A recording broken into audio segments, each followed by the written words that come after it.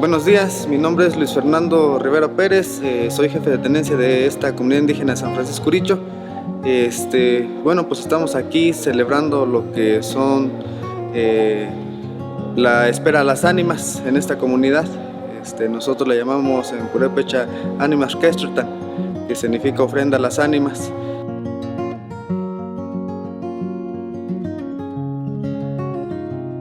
Aquí estamos en lo que es la iglesia de nuestro patrón San Francisco de Asís.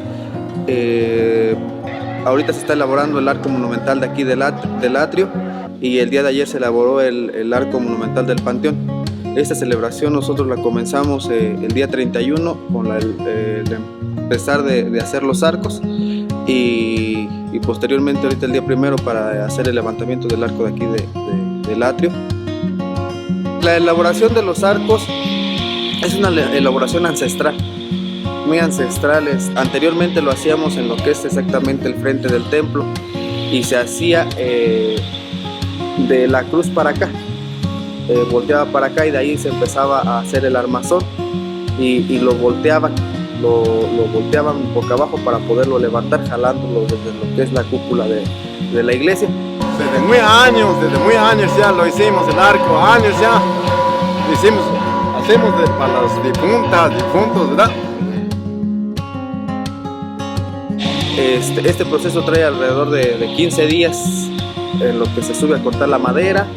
Se bajan primero los que son los palos principales, los dos árboles grandes de pino, y así posteriormente se van bajando horcones de encino, de gigante, y se van cortando también los que son los guanacos.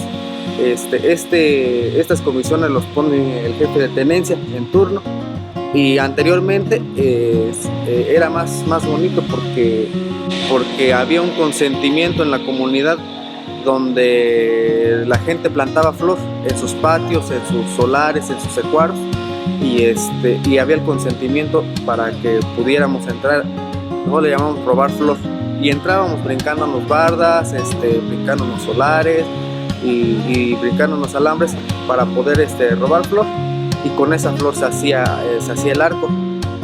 Después de ahí salían los tataqueres, le llamamos nosotros, a juntar una pequeña cooperación en el pueblo para la compra de lazo, de alambre, de clavos, cordel, y todo eso. La gente de la comunidad también pues apoya.